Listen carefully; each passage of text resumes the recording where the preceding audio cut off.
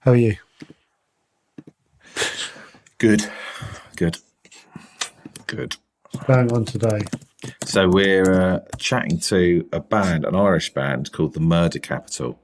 Let me read about them. So, have I told you my? Oh, I told you, didn't I? Well, I don't know. Well, I'd never heard. I heard them in the kitchen about a month ago. I didn't know who they were, and I heard the track, and I was like, just made my ears prick up. I was like, this lot. And then I sort of forgot about it, and then I heard them. I don't know how, but I heard them on the train going up to London with Naomi. And there's one song in particular that I just the tingle. The tingle. I got tingles up my spine, and I got tingles up my spine within 7 seconds of the guitar starting. And Naomi, I remember Naomi trying to have a conversation with me, and I was just in this fantasy land of being in the Murder Capital. I was like, stick out like a sore thumb. What's that guy doing in the back? So then I got home, got the latest album, listening to that, playing it to anyone who'd listen, and was looking at videos of them going, oh, they're really cool. They got cool. God, this is sounding a little creepy, but it's fine. That's fine. Why is it creepy? It's Mr. Roachford. Let's go back to your Roachford. Oh, I know. You're in Nottingham last. I'm creepy. Mr. Crybaby Watkins. I'm not good. I can't say anything ever. So they're basically on the up, these How are they? So we may look back at this and go, like, this is... We got talking to the Rolling Stones. Yeah, they'll be doing a video in 5 years and they'll go, let's get Joe and David on. They're great fun. We'll be on a documentary about them. Yeah. Because there'll be this footage. Yeah. Fucking Just hell. in case there is a documentary. Yeah, how you doing? Good. Yeah, so... Can we tell them that? The Murder Capital are an Irish post-punk band based in Dublin. The band consists of James, Damien, Cathal, Gabriel, and I can't say his name, Dermot. The band are from different parts of Ireland, but were formed. I want to know, how'd you get together? How'd you get together? They've usually gone to art school together or something. Oh. Are they all on? How many are on? Oh, I don't know, actually. Are they in different locations or are they in their studio or something? I don't know. God, they're quite intimidating looking. Yeah, I like all that because I want to know if they are. Or whether they're... I would not mess with them. I was watching the making of their video, and they're really cool in the video, and I was like, what are you like when the cameras are turned off? Are you giggling? Are you big softies? Or are you hard nuts? They're not hard nuts, they're poets. Poets can be hard nuts, can they? They're sort of similar to Joy Division. Do you like Joy Division? When their songs come off, and I go, yeah, I like that, but I don't have any. When do their songs come on? The radio and stuff. What radio? What radio station plays Joy They Division? go on loads of radio like stations. magic. Loads of... Yeah. Right. Hello? Wow. Hi. Hey, guys. How you doing? Not too bad. How are you guys? Really good, thank you. Over the moon. Over the moon. Thanks for having us. No yeah, problem. and how many are coming on? Is it you? James is coming on as well. I'll just give him a wee reminder text if he's about. Now, are you Damien or are you Cathal? Oh, I've been watching you like a hawk.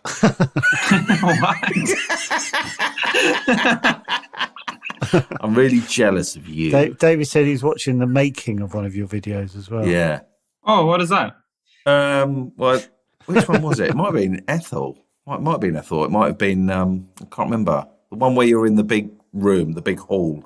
That was in Tickenham. Right. In where, sorry? Is it Tickenham in London? Twickenham. Right? Twickenham. Tickenham sounds a lot better.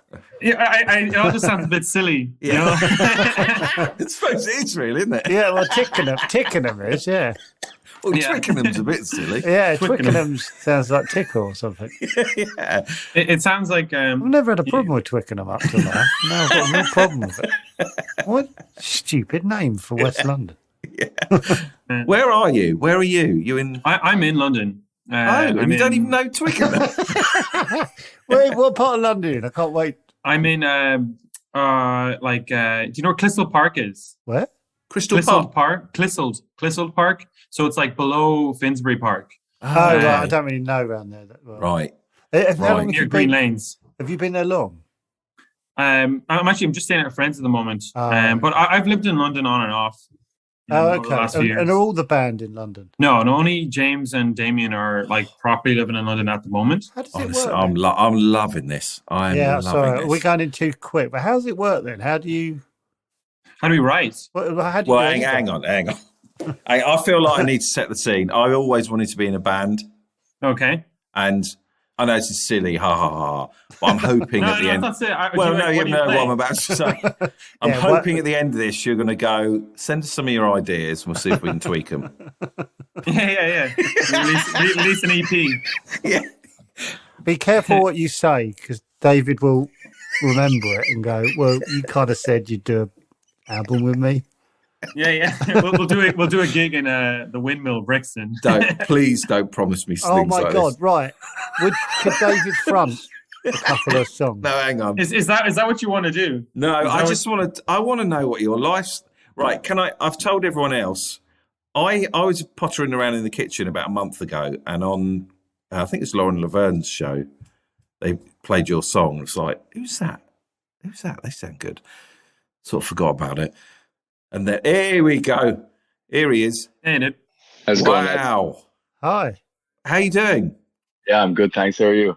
Yeah, good. You're writing an album with me after this. We've just agreed. Yeah, we've agreed the debut gig in the Windmill. Okay. Yeah. Okay. Slightly concerned. Okay. Let's do that. Yeah. Thanks so much for coming on.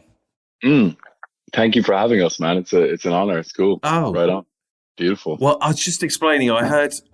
First time I heard you was not that long ago, and then I was travelling up to London with my wife, and I heard Ethel, and I was like, within 7 seconds, saying to Joe with the guitar part, I was like, "Hang on a minute, who's this?" And my wife's. So I just kept playing the song on the train. My wife tried to. We need to sort out the radio. Yeah. We'll sort out the radios in a minute. And I started imagining being in your band. Yeah. And then How does that I got feel? in touch. I got in You touch looking with for a you, middle-aged and man here we are. How does it feel being in the band in your imagination, David? Well, that's what I want to know. I want to know the reality. No, but what's your No, reality at the moment? Yeah. The reality's better. your reality. Yeah, go on, David. What's a week in the band like? Right, I'm walking down the street, Differently? Are you feeling walking fantastic differently? about myself. Are you strutting? Yeah, I'm walking. I've got my chest pumped out. I know what clothes to buy. People love that demeanor. Have you got a better figure? I've got a better figure. I know what clothes to buy. I'm excited about the gig coming up. And what's the reality of it? Not too dissimilar, to be honest. Yeah. Wow. Yeah. Definitely know what clothes to buy. Yeah. Yeah. Just a bit more traveling. Do you know what clothes to buy? Seriously? Do you go, that's cool? Do you just have a go? Yeah, I bought enough shit in my life to now I only buy stuff I'm like really into. I've got enough stuff in the wardrobe. I've never been confident in anything. No, you bought some green jeans recently, didn't you, Joe? And Yeah, they went back. They were 11 quid though, guys. Green jeans. Did you get them from 2011? Where'd you find them? Online. Online. Where online? I think they were Gap for guys. Oh yes. What kind Alright. of green, Joe? What kind of green? It just nearly normal blue. You imagine like the green tone of a denim, but just green. Oh shit! I know exactly what you're talking about now. They're nice. Yeah. Really? You nice. sent them back as I well. sent them back. Oh no. Okay, I'll have an old email. We'll get Oh them no. back. You know that you get those old like kind of like tinge of green in like a nice leather jacket or a denim jacket. I love that. It's good. Wow, Beautiful. I feel fucking great. And I'm not even lying. I'm going, maybe I'm right. Maybe Petra's wrong. Never thought this. Maybe my wife's wrong. I think you're on the Maybe money. Petra's full of shit. It's the color of money, Joe. You know, it's the color of money. Yeah, fucking hell, we need to do this every day. I need this. Yeah. I'm puffed up. Sorry. So, you when did your latest album come out? Was it recently-ish? It was January 20th. Yeah. And it's gone down really well. Yeah. How does that feel? Come on. How does that The feel? relief, like not relief, but like there's a certain amount because we were sitting on it for a while. So like it was more like relief getting it out there, and then like to actually have some like feedback and like we got number 1 in Ireland and everything. It was just lovely. Yeah. That's what you're dealing with, Joe. yeah. The big dogs are here. Yeah, it feels like it. Fucking hell, I feel like the gardener or something looking in. Do you watch the show Ghosts? No, Never seen that. No. never heard of it. Oh, the director got in touch with me last week and said, I'm listening to the Murder Capital album, and he's like, this is nice, this is good. All right, what kind of show is it? Comedy. It's a very funny BBC sitcom. I'll check it out. And Sweet. it's brilliant, actually. It's really good for all the family. Any room for a murder capital sink? Yeah. Well, now that Simon's involved. Simon Hind, yeah. Simon Hind, yeah. Yeah. Ooh, man. What do you think of the name Murder Capital, Joe? Even that, I was like, even that's Yeah, good. that's good, isn't it? Yeah. Yeah. Who came up with that? Who That was me. Yeah. Was That it? me. Yeah. Well, right. Did you just pop in your head or? It quite literally, yeah. I think there was a period where we were just playing together. We were playing under my name, sort of out of college. We formed, this band just to play a couple of college shows, and then it immediately became a much more collaborative experience between us. So there was a search for the memory is relatively distant now, but I just remember having the name feeling right, and then things happening in our personal lives that gave weight to the name for me, and it was just like time to go. So I know the birthday was February 5th. February 5th, 2018. We decided that's the name. Let's do this. Yeah. I've heard names have got to have strong consonants, names of films, names of bands. The Murder Capital's got it, baby. Yeah, man. You don't mind me, if you don't mind Cool me as saying, baby. F. 6 syllables, Yeah. It's a good, strong, Yeah. Because we have the opposite with our podcast name. The shame we feel about the name of our podcast. Yeah, it's fucking embarrassing. Like it's crap. I was talking to someone last night. I was talking to Romesh about being podcasters and stuff, and it's all rather embarrassing anyway. But I can't. But Chatterbox, what? And people go, "What's the name of your podcast?" Oh, it doesn't matter. Don't listen to it, please. Chatterbox. It's sort of that. I think that your demeanor sells it further, Joe. Yeah. I want to listen. I want to listen to stuff that people don't want me to listen to. Well, you're on the right pod. Yeah. Someone text and say, "Oh, but listen to the pod. We feel sick, don't we, David?" Yeah. Who came up with it? David. Yeah, it's just it's stuck though, isn't it? It was in the first episode. David, I listened back because I was furious about it because it's now 2 years on. And David said, I want to call it, and it was like Chatterbox or something. And I was like, we're not calling it anything like Chatterbox. And then you just dug your heels in and said, it's a morning show about chattering. It's going to be called Chatterbox. And I just didn't agree. And then I didn't think it was going to climb to these heights. No, we didn't realise we'd be as big as Murder Capital in the pod. Yeah. So David wears the green jeans then in the relationship. Yeah, 100%. Yeah, but they said it was online. Chatterbox was online. Yeah, that's it, man. 300 people were listening. Oh, what do I want to know? What's it like being a band? What's it like being in a band that is successful? Like you're on the Because you've been in a band, David, haven't you? Give a little bit of context to. Yeah, let's hear about that. Colour, was it Colour of Mary? Yeah, Colour of Mary, we were called. You don't always get the name right, do you? Weak name. No. Contentious. Colour of Mary. Well, it was named after a Lovejoy episode. Was it? Sunday night drama from the 80s. If you were in a battle of the bands and you were coming up again and you were driving there, go, what's the name of the other bands? And one of them was Colour of Mary. Would you be going, oh, I think you'd go, What kind of music were you making? The Cure. The Cure. Yeah, I was thinking it had to be some kind of like Killing Joke or Yeah. kind of like stuff like that. Yeah. Thank you very much. Yeah, we did a battle of the bands. We came third out of 4.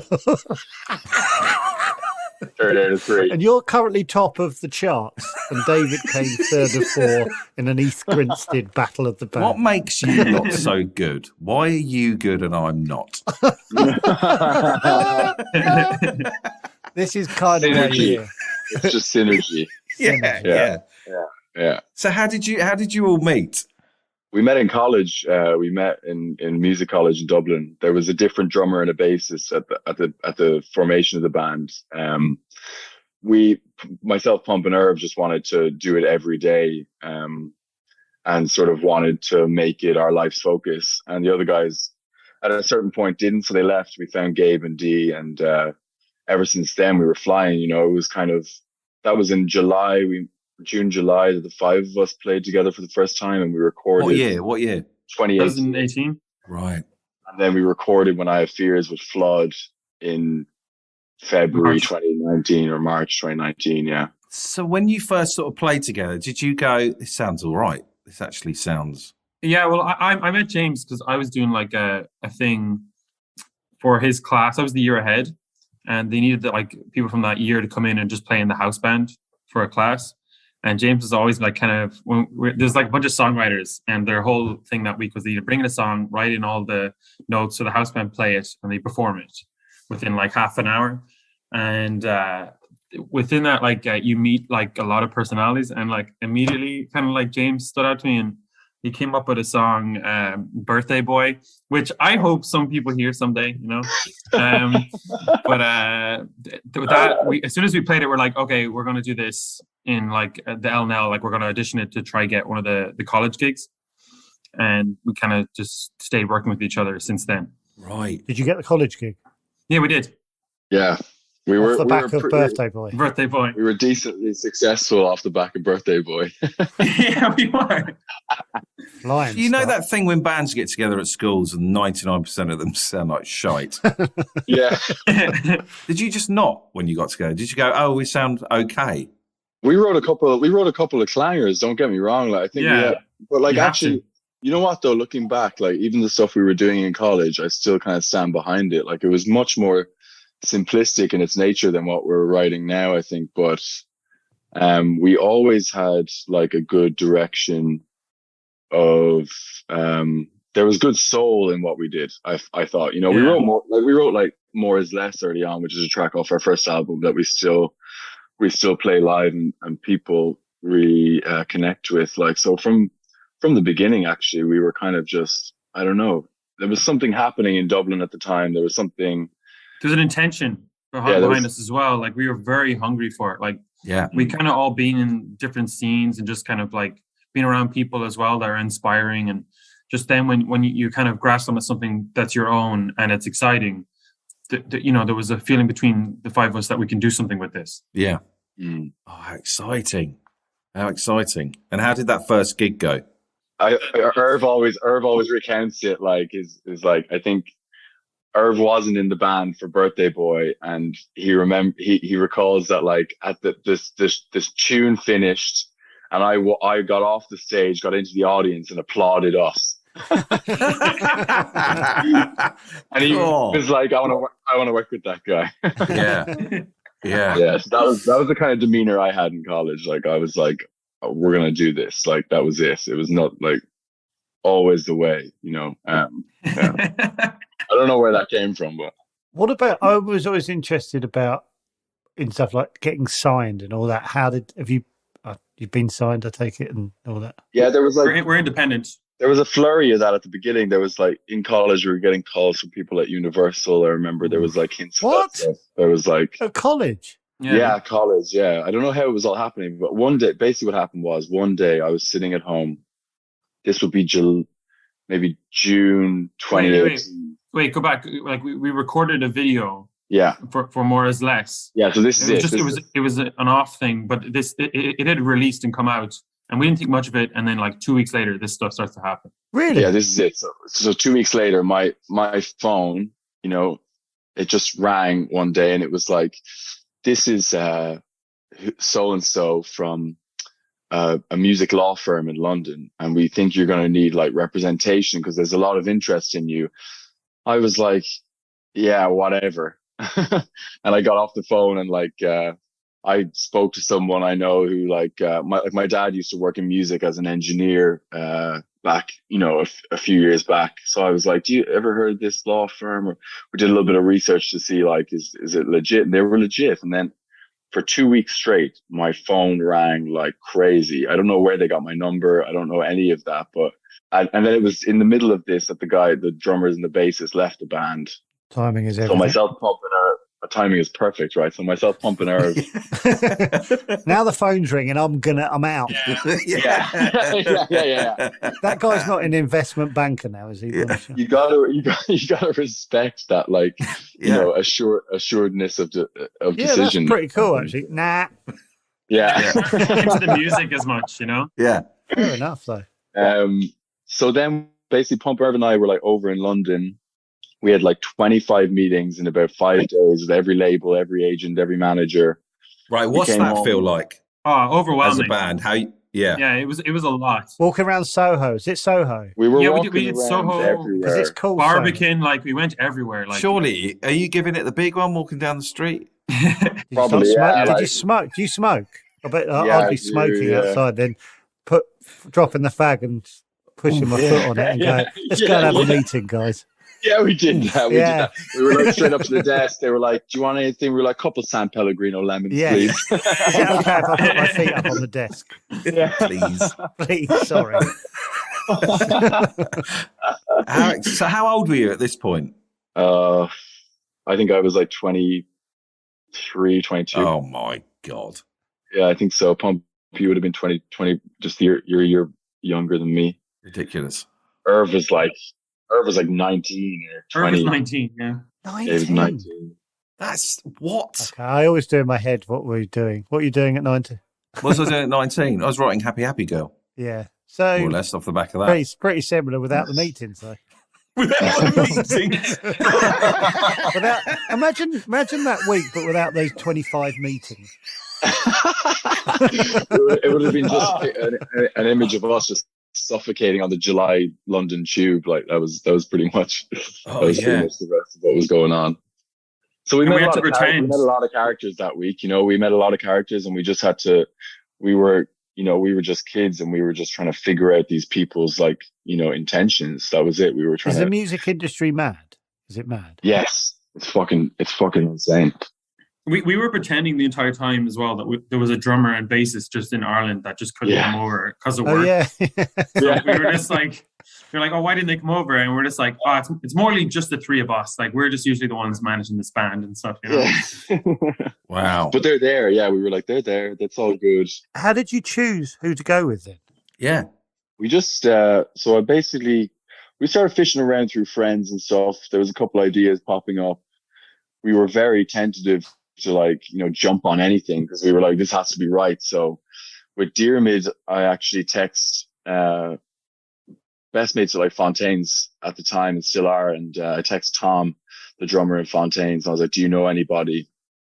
And him and Dee. Yeah, that annoys me though, that you're best mates with them. How do you Not become annoys, David. It's frustrating for you.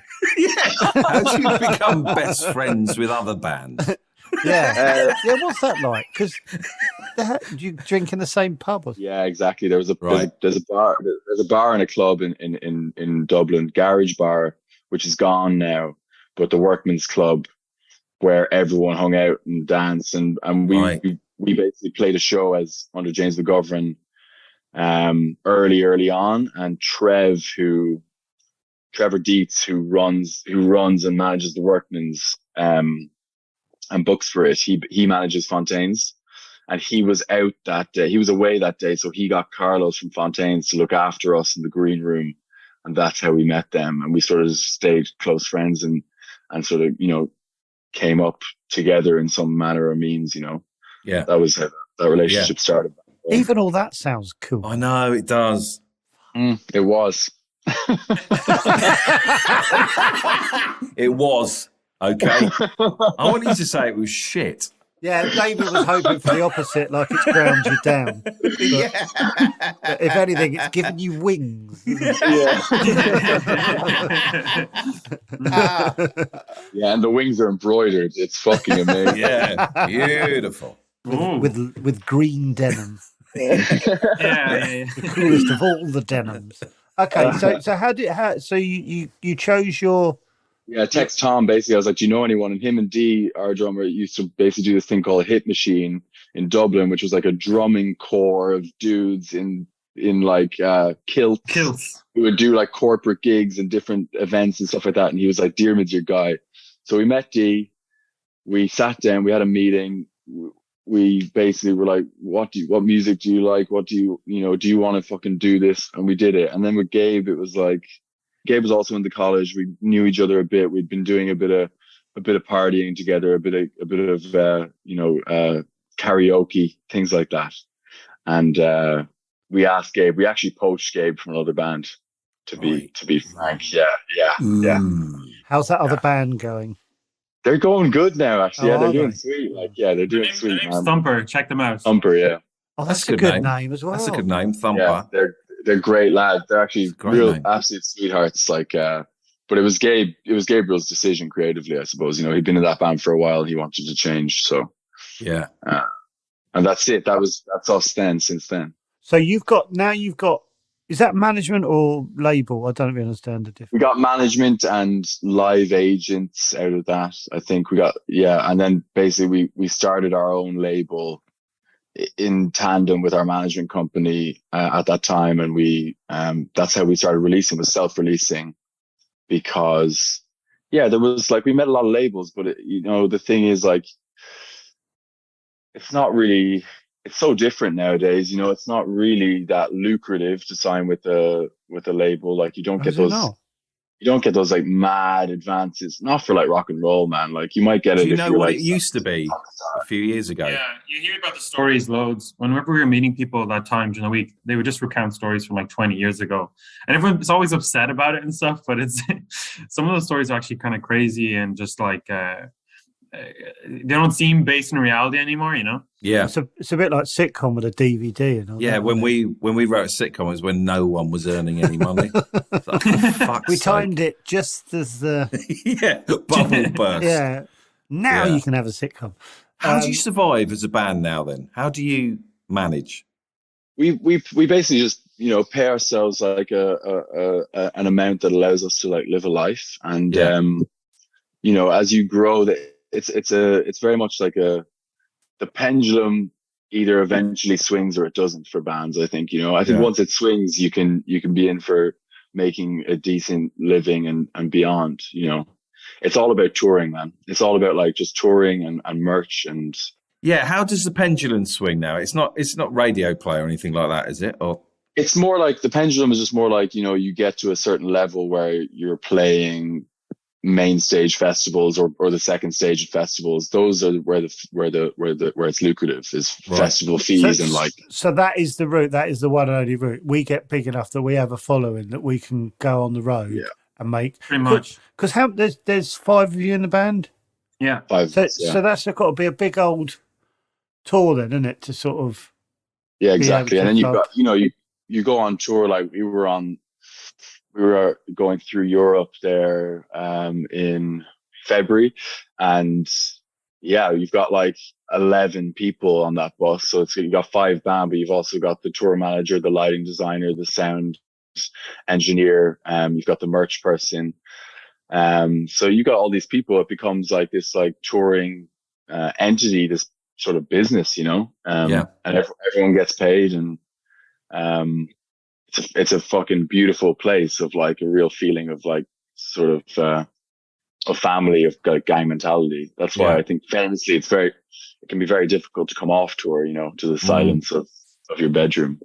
And have you gigging this year? Have you noticed crowds getting bigger? Yeah.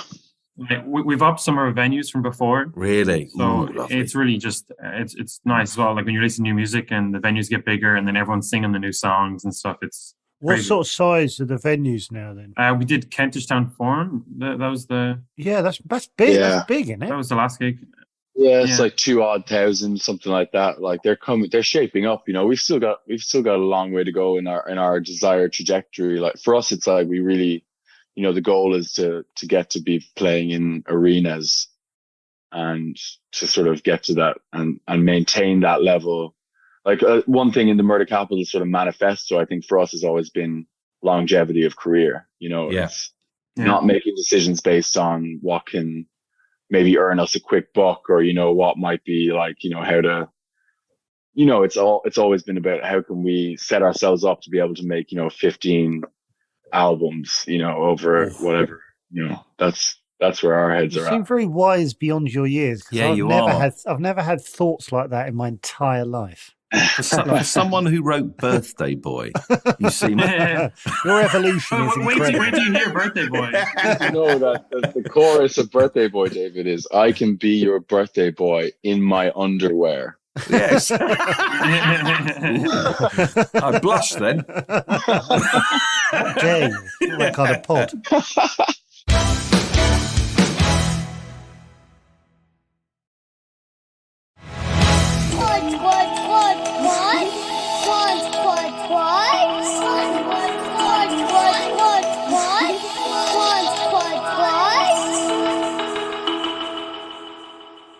Right, here's a question. You mentioned it. What is it like getting on stage, you're playing a song, and suddenly the audience is singing it back at you? It's a new experience for us. It's unbelievable. Like, it really is. Is that off the top of being top of the charts? No, we definitely experienced it loads at the start as well. But I will say that, like, I think coming on this tour now with the fans having 2 records, to sort of live in, they're much more involved. I feel like I can kind of just step away from the mic now, and they'll be taking the whole thing. Fuck. It's a very life affirming feeling, to be sincere. Amazing. Even like the lowdown songs, like not the kind of super catchy stuff. Like there was one song they sing, like "The Lie Becomes Self," that they were shouting out, "Don't get it twisted." I think it was in London. They were shouting, "Don't get it twisted" back at us, and it was. There's a few places like that. Yeah, it was amazing. I'd have to start undoing my shirt or something. And But your feathers must get all puffed up. do you know the Dice Man? Yeah, the Dice Man. Yeah. So that's the only comedian I've seen where like the fans are shouting back the jokes. Right. And the Dice Man. Yeah. The nursery rhyme, or what's it? Is like dirty nursery rhymes kind of bit. Comedians amazing. all get very jealous of bands because they have like a set list that people know and want to hear again. Whereas comedians have to. Right. Is it that comedians sort of want to be cool, fed up with being idiots, and musicians sort of want to be idiots, fed up with having to be cool? Or am I talking out of my ass? Well, there was a massive gap afterwards, so that made everyone go, "This is a lovely question, David." Let's just think about that in silence for a while. There's still a couple of musicians who definitely think it's like cool to be dumb, and I think that's just gone way out now. Yeah. Yeah, I'm thinking of someone. Yeah, I can think of someone straight up. But it's, I don't know, it just seems like I like irrelevant. bands to be cool. I like bands to be cool. I want to look up to them. I think what cool is just authentic, right? So like I know bands who are like probably like on the outside they're just quite nerdy, but they're quite cool, because they just like do their thing. They're like off kilter. It's not exactly what you think of like when you think of Jim Morrison, but like it's its own brand of like real. You're just given cool, aren't you? You know what I mean? You either are or you're not. Because I was thinking, must be fantastic. Because it's just like you talking about green jeans is very different to me talking about green jeans. You just have to own the green jeans, Yeah, you do. My fucking green jeans, motherfucker. Right? No, James, I can't own anything. I can't own green jeans on my life.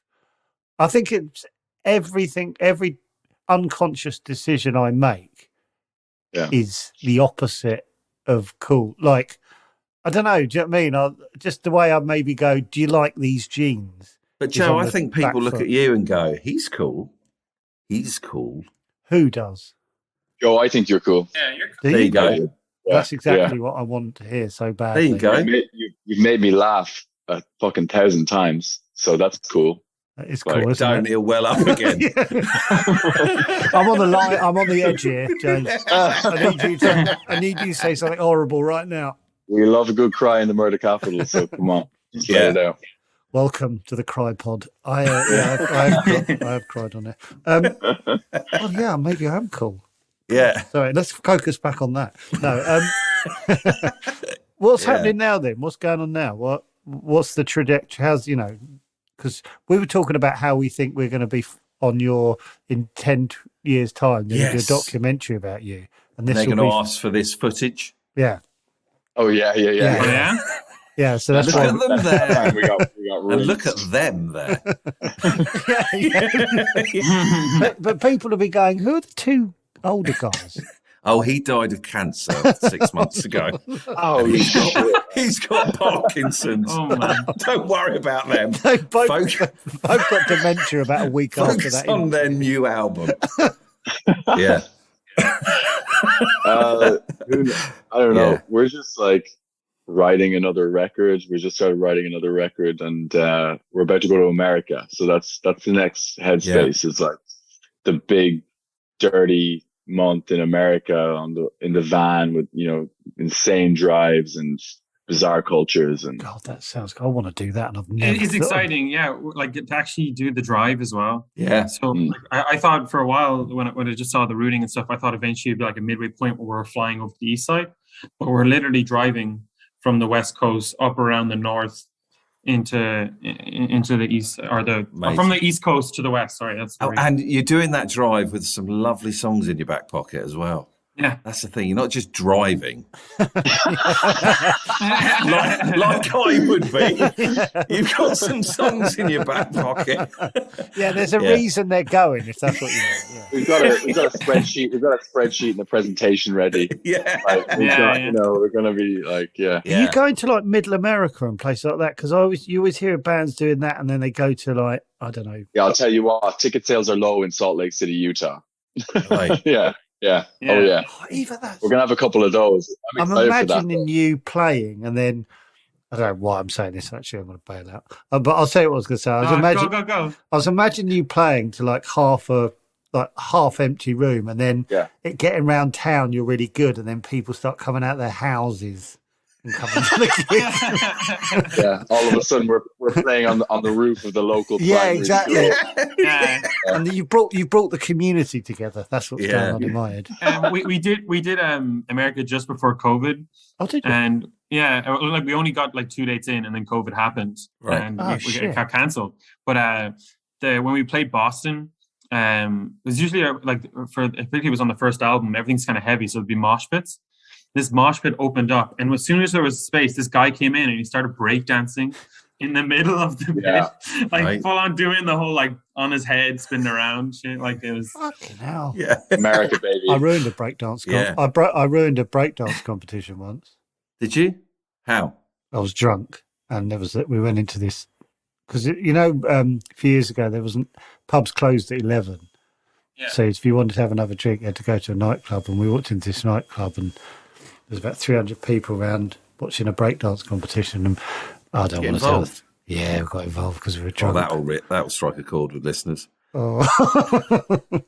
I want to know, like, what for both of you, like, what is the general headspace like writing comedy? Is it a lonely endeavor? Is it like an endeavor that you find, like, how often is it fulfilling? How often do you find that it like actually gives back? Cool. I can't write on my own. I can't write comedy on my own. I have to have someone to bounce it off. Otherwise, it's more fun on your own. Yeah, on your own. Sorry, with someone. I mean, yeah, it feels like a job on your own. Yeah, that's what Graham Linehan said, didn't he? He said, yeah, I can't. And it's the editor in my head is way too loud when I'm writing on my own. So I write one line, just say it's shit. Yeah. Whereas if you've got someone else laughing or saying, no, it is shit, and you can move on quicker, or it can give you a little bit of confidence, or It's hard to find someone to write with, though, isn't it? Yeah. It's tough. Because have you ever sat in like like one of those like rooms at like a bunch of people at the table? Like what's that like? What's that experience like? It must be electric.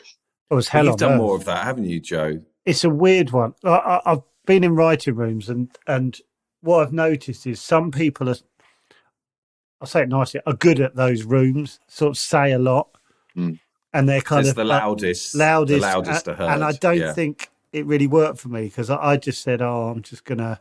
Do you mind if I just Breakdance. write? Do you mind if I ruin it by breakdancing? And I just sent stuff in the next day because I just remember one person sort of dominating, and it just felt like maybe if it was managed really well, it'd be amazing. Do you know what I mean? If everyone had the right amount of space, I think it because it Yeah. sounds like obviously with American shows they have writing teams and they're brilliant. All these shows coming out of America, so they obviously work. But just the couple I were in was just like I imagine like if one person's loud, then you're just like fighting again. Because if you're going to then kind of come into that world, it's horrible to be around two people being loud in a big room. Yeah. It gets even weirder then. Yeah. It's kind of like better to let the room dynamic has been set here. That's exactly it. Yeah. That's exactly so what it was. it needs to be open. It needs to be like maybe if someone is talking, they have to fetch ideas from somebody else. Like just be like, well, there's a room of people here, and this person's here for a reason. Let's hear them. Yeah. You're spot on. It's like the room was working like that, and that was the way it was going to work all day. Yeah. Jesus. It's interesting as well because it's like a room I never of thought of it like that. effectively a room of like, yes, there's a collaboration happening, but it is also like the individual ego, I suppose, working towards their own, everyone's on their own comedy path, I suppose, or their own writing path, and it's like, it's not different to a band in the sense that at the end of the day of the band, we're sort of pulling together towards this like conceived goal of what the murder capital is, for example, I guess. What's the process of it then? Yeah, how does it work? Does someone bring in an idea and you work from and that? what is that like, bringing in a new idea? So you've just had a really successful album. Now you're starting a new one. You bring in the first idea of the next album. That's nervous, isn't it? Yeah, how many nerves? Well, we've gone through like a range of emotions while writing, in terms of like there's times where we handled that room badly, and there's times where we've been incredibly fruitful. But we've learned a lot over like the last few years, and at the moment now, like it's encouraging to bring stuff in.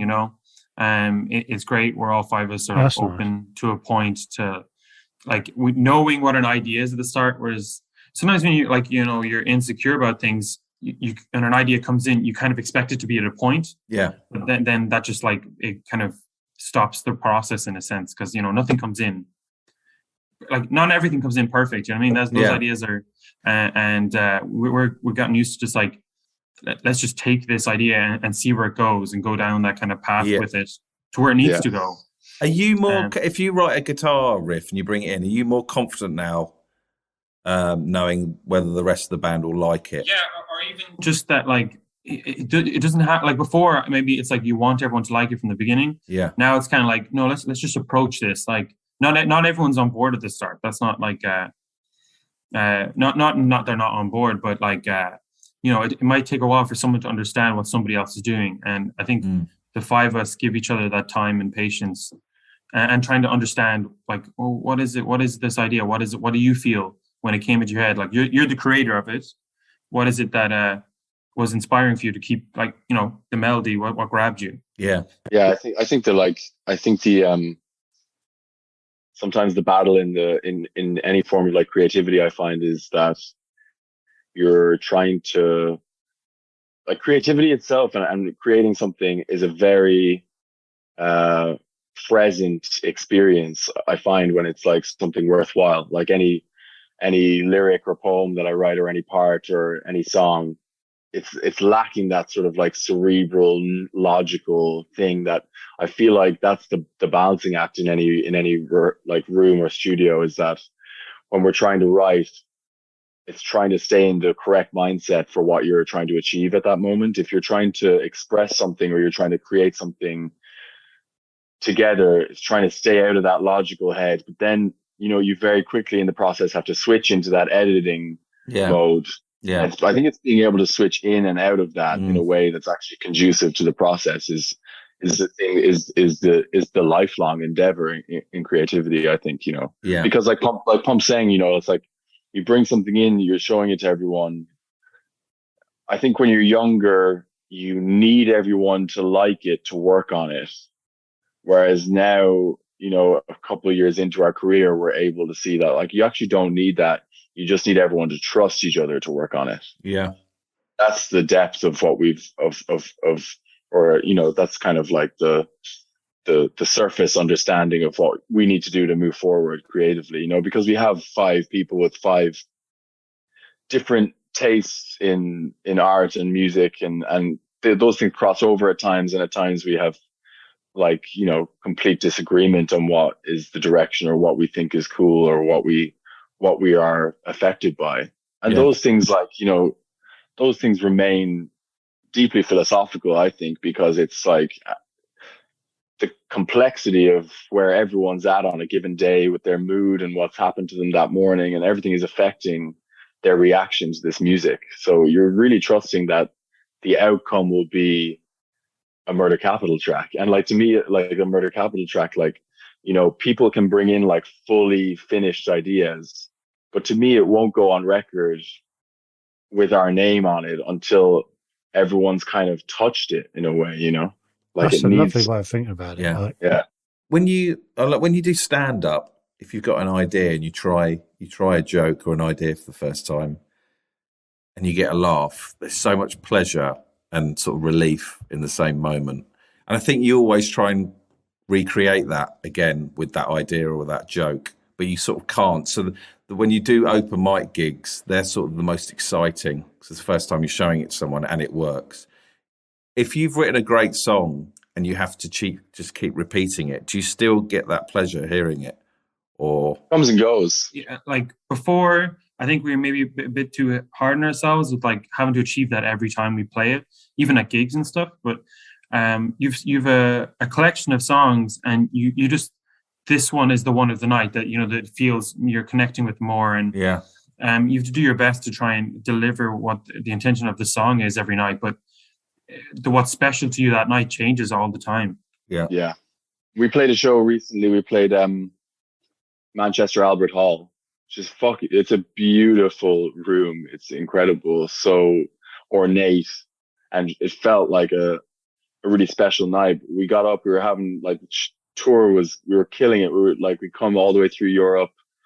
I think I don't know if Manchester was like, might have been our first UK show on the tour. I think it was, yeah. Yeah. And for whatever reason, I was on that stage and all I wanted to do was get off. Like, second song in, I think maybe, I was like, I felt completely disconnected from it. And then I was trying everything, and this just happened. I think as a performer, I'm sure you guys can relate to this. Like, this just happens sometimes. Sometimes you just do not connect to your material on a given night. And then it becomes about delivering it. So I'm like, there's kind of, you know, we've toured enough now that I know the moves to make and the facial expressions to pull and the, you know, the way to sort of deliver these things. All the while, I'm sort of trying to draw myself into it, you know, because it's ultimately, I find live performance to be a singularity. I feel like there's no past or future, but I'm very much just there, and I'm trying to connect first of all to the band. That's where it begins, and then with the crowd. And when that's not happening, the frustration is unbearable. You know, I remember I went down the side of the stage, or there was like a break. I had like, you know, maybe the start of a track called Green and Blue was starting. So I had about like 30 seconds, and I was just like down the side of the stage screaming, wondering like what to do to get into this, you know, but I couldn't. And like, at some point in the show realized that like, okay, this is all, you know, this is all right. This is just a part of performing night after night. Like, you're not going to connect every time. And now I just have to like show in some way that I am connecting, you know, and I gleaned the surface then of connection within myself to the music. But it was a big learning moment, I think, because it was like, it took me a couple of days to like disseminate what had happened mentally within the performance. But that gave me the understanding of like, you know what, like, it's all right. Like, that's going to happen. I can't sing, you know, Ethel every night and completely connect to that narrative of having a child, of like bringing life into onto our, it's sometimes it's actually going to become meaningless. And then because it has, like with any writing, it has some air of personal meaning to it, or a deep personal meaning to it, that I think becomes ultimately like frustrating, and you can put your guard up at that point in a performance. Yeah. Which is where you lose everyone. You lose everyone when you check out, I think it's unfair. It's like, it feels killer to have a couple thousand people in front of you and you're kind of thinking about checking out, Yeah. And then I remember I had it like 2 or 3 times doing stand up, because I used to do it as a character. And I'd be saying the joke but detached in my head, going, "What are you doing? Go home. Why are you doing this?" And the voice was really loud, and yet you're still doing the performance. But it's so weird. Like doing what heightens that is when you do something like Edinburgh, isn't it, David? Where you're in the same room for like 30 nights or something. Yeah, man. And then one night it'll go really well, and then so it's the same 60 seats or whatever, same room, same you, same mic. Second night you'd be like, "Fuck, that went through the floor." yeah, And then there's times where you go, it's not like really resonate, where you go, it's not quite working, but I'm doing everything the same as I did yesterday, but there's just not the glint in my eye, or they can just tell that you're 5% less or something, and then it's just okay, and you go, "That was okay." Which is like I think like the ultimate like pain, or like the worst thing I can hear after a show is like someone, I remember especially in the early days, when we had like less music and history behind us, someone saying like, "Yeah, it was good," yeah, or That someone to me saying, is like, did you enjoy it? That's horrible. Oh, Did you God. did you have a nice time? Yeah, someone hating it is fine. It's someone going, "No, it's all right. It's all right." Yeah. Yeah, I'll forget it in 15 minutes. Cool. Thanks a lot. You almost welcome the hatred as well, because the hatred's often fun. It's also often hilarious, Yeah. Yeah, at least you've created something in the room rather than apathy. An emotion, rather than. I mean, that's something I respect about comedians, because you guys go up there and do it by yourself. Whereas like what James is talking about is like, James had like a bad gig in Manchester, but the 4 of us had a great gig. Yeah. And then you can come off stage. Are you aware that he's having a bad gig? Sometimes you tell somebody on stage if you're having a bad one. Like, this thing about a band is that like you share that night. Do you know what I mean?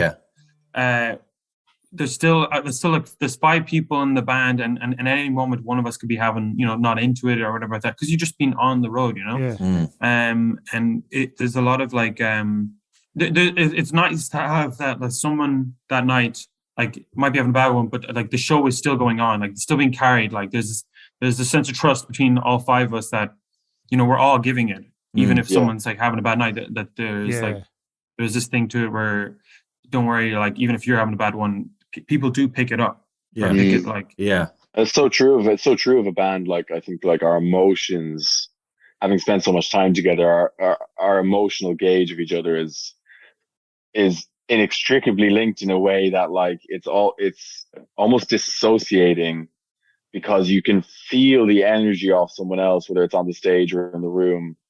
And, if they're choosing to communicate that or not, it's very much, we're very much affected by that, because we are almost like one sort of unit up there, Yeah. So it's very hard as an outsider to imagine like that. Like it felt like, because I don't know it at all, you go, it's hard to imagine sort of not feeling it when, obviously it's a stupid thing to say, but there's 2,000 people, they're enjoying it, and there's just something you're not quite feeling. Aren't you dead behind the eyes doing your stand-up, Joe, sometimes? I don't think we needed. We didn't need sometimes. No, but I mean, as a band, because it's like the reaction looks so incredible. Like it just looks like you couldn't not get swept up in it. Like as someone who's never done it, you go, that's obviously just great fun. I started doing this thing recently where I started like which have given me a lot of energy during the shows. Like, not that I need it. Like, most shows are the fucking best thing in the world, best feeling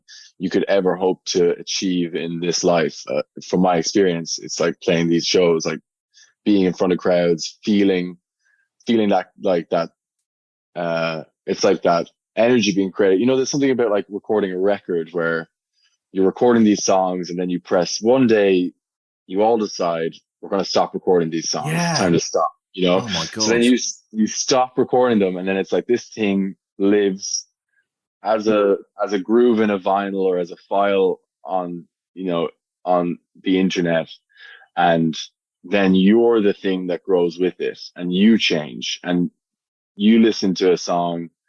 You listen to fucking Rolling Stones' Wild Horses when you're 7 years old. You listen to it when you're 25 years old, and you have a completely different experience with it, right? Then there's like the live show, where I feel like the live show is this, like, the beauty of the live show is there is the possibility of anything happening, and everyone is going to be within this singular memory. Everyone will perceive it differently. That's the human condition, but there's a possibility of a memory to be created that night. And I think, like, I've been really focused on that. And another thing I've been doing on this tour of Gigi is like looking at the kid who's got their eyes closed and is like in it, you know, not the person who's like trying to get your attention. Yeah. Not the people in the front row who are like waving signs or whatever it is. It's like the person who's like somewhere in the middle, their fucking eyes closed, and I just stare at them, and that's, I can like feel that, like, you know, there's something happening there. There's something that they're connected to, you know. That's amazing, but also feel like, God, open your eyes and you'll see he's looking. Like, God damn, I put on my green jeans today. Like. I'm the guy at the front waving my green jeans, to be honest with you. My paranoia would be he's having a little snooze. That's the difference between us, David. Why are you bored, mate? You do get the Monday night yawners. You know, you always get the fella in the corner who's having a good yawn, and like you're like, no, he's just yawning because, like, you know, he's had a big week, and like, he's had a tiring day. I had a guy at a gig recently that he was in a wheelchair on the side, and he was like giving it all socks. He was throwing himself, like, and the whole time I was like I was having an all right gig, but I was like, Jesus, I love your man's energy. Yeah, the whole time, and it like he looked really old, and he just, the way he was throwing himself, I was like, that guy's incredible. Like, if I'm doing this gig for anyone, it's for that guy, right? Yeah. And then like near the end of the gig, he gets up. And I fucking, like, I had a heart attack. I was thinking, he can walk, like, you know. I knew this song was good. I didn't think it was that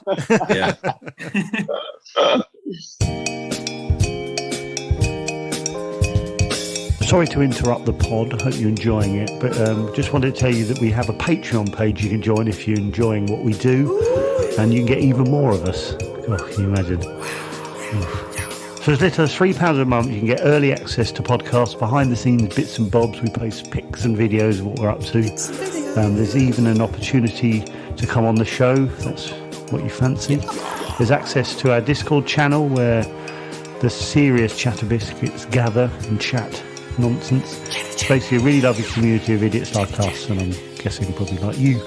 So if you fancy that, go to patreon.com/chatterbix. Now, enjoy the rest of the pod.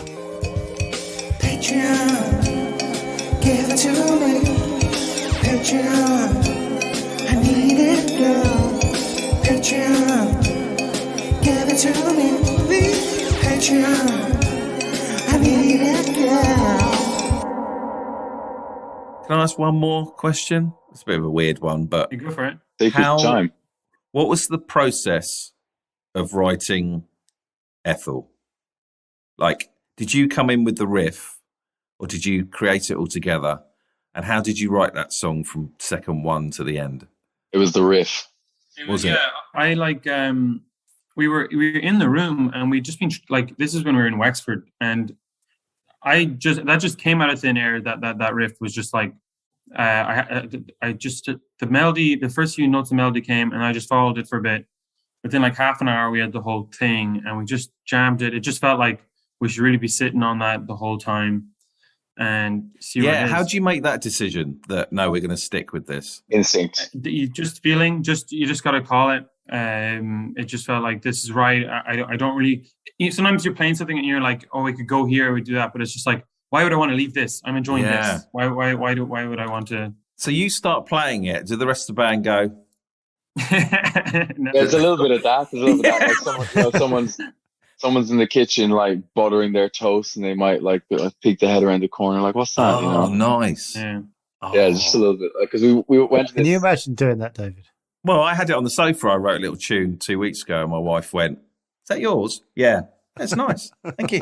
Yeah. Oh shit! Yeah, That's all I needed. Yeah. That's all I That's needed. That's a microcosm of what goes on in our room. Yeah. Yeah. Except I was in my pants and sort of 6 stone overweight. Anyway. Yeah, for context, though, we were down in this house in Wexford in 2020 or 2020 to 2021, I think, Yeah. for 9 months. We were in rural Ireland for 9 months in this house, like just the 5 of us. You know, it was locked down most of the time. Yeah. I still can't get over the beauty of the fact that the only person we could see was the girl who served us our coffee in the local cafe, and her name was Hope. Right. Wow. So we had like good crack with that. But I actually don't remember personally the first time Pump played Ethel. I do remember working on it though, and I remember the process of us working on it. And there was something in those periods of writing that Ethel was always, and I always heard it as being what it is now. It really reached the thing that, like, for me anyway, I wanted it to reach the whole time, was that it was always, from the minute he played it, anthemic. Yeah. There was something in us, in some of us, that we were just kind of fighting against. You know? Do you remember it that way, Pom? I do. Like, that song, pretty much, like, it got finished within the week. And then, because of what it was, we scrapped it. Yeah, we did. We got rid of Ethel. And then we came back to it literally like 2 weeks before going in to record the album, people going through old demos, and it was like, Irv showed it to his girlfriend. Yeah, she was like, yeah. "Why aren't you fucking recording this?" Like, you know what I mean? We were so lucky with that, because I remember getting onto Irv, like, yeah, we ended up doing 2 weeks pre-production / writing in Slane Castle. We were like really lucky to be invited up to Slane Castle to live in the grounds and like to work in there. And I remember getting onto Irv before we went up, and I was like, "What's going on with a couple of tracks here? There's something missing." You know, there was always something. We just had to push it over the edge. Recording was booked. We were going to go to Paris in March, and we were going to do it, or March or April. And he was like, "Yeah, you know," and it was actually, you know what, Irv was like the sort of main character in like, let's scrap Ethel, let's not do this, you know. And he texted me, he's like, "I think I'm feeling we should like work on Ethel again." And I was like, "What?" Like, because in our band, you know, you have to, it's a democracy. So like, if the song is scrapped, you kind of just accept it, right? You know, because it's not worth like the emotional baggage of like, you've had the fight. Like, we would have fought over it. Don't get me wrong. There would have been like a serious tension and unnecessary sort of rowing that would have happened back at that time. But I remember being like, "What the fuck?" He's dead. And I remember actually thinking like, he's definitely showed this to his girlfriend and she likes it.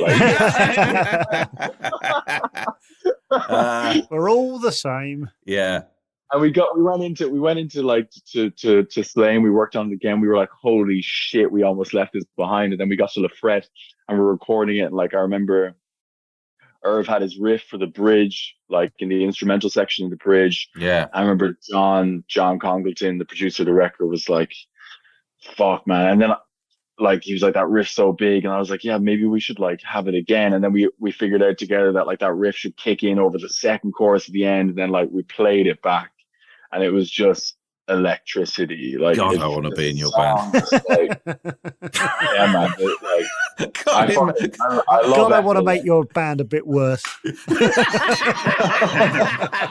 Just for 6 weeks. Can I ruin a leg of your tour? You can invite us onto one of your panel shows and rinse us publicly. You know. Yeah. I'll happily do that if David can go on tour with you. Yeah, do you want to open for us? Yeah, man. That'd be sick. Yeah. I remember seeing Pot Will Eat Itself at I think it was a town and country club. God, and there was it Alan Vega this old punk was supporting him. Yeah, So yeah. they were sort of in their late 20s, and he was probably our age. He was getting bottles of piss thrown at him, and it No was way. honestly it was. So that I would would be my definitely come to that experience with gig your and throw a band. bottle of piss. Thank you very much. Bring a crate.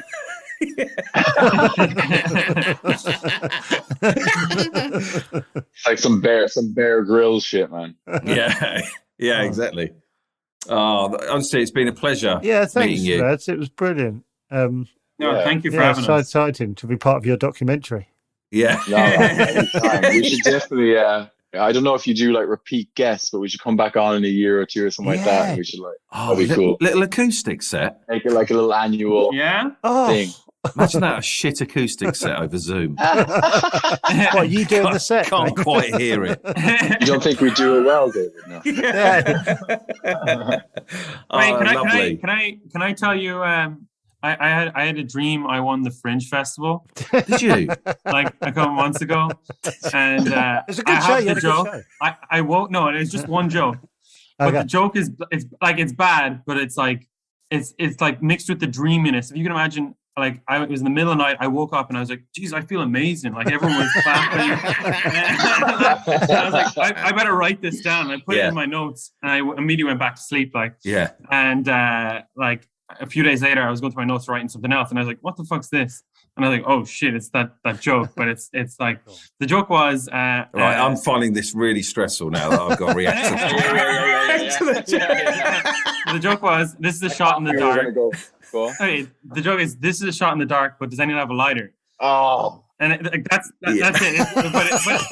But you know when people win the Fringe Festival with those those lines. That's what it was taken with, and I was like, I woke up feeling amazing, On top of the Like, world. Yeah, congratulations on your What win. would that get in a comedy night? It would I just honestly thought we were going to get like a little bit of a joke there. Like I thought sometimes, in fairness, like I will say that like when Pumps gets going, like if he gets on a street, he just hasn't got going yet. he's fucking hilarious. We need another hour. But fair play, you won the Fringe in your You head. won the Fringe, so who are we to? Yeah, the exactly. Dreamscape Fringe. Yeah. The bleached Fringe. That's Yeah. it.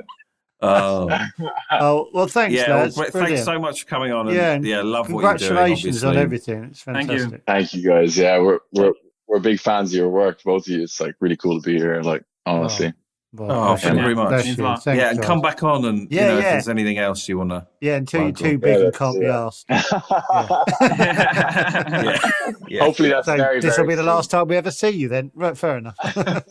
In fact, when we did our last sitcom, we had Rianne from Wet Leg. Yeah. Oh she, yeah. She was our costume. She worked in the costume department. And No way. and Shays Long. So we were filming a scene and Shays Long had just come out that day. Holy shit.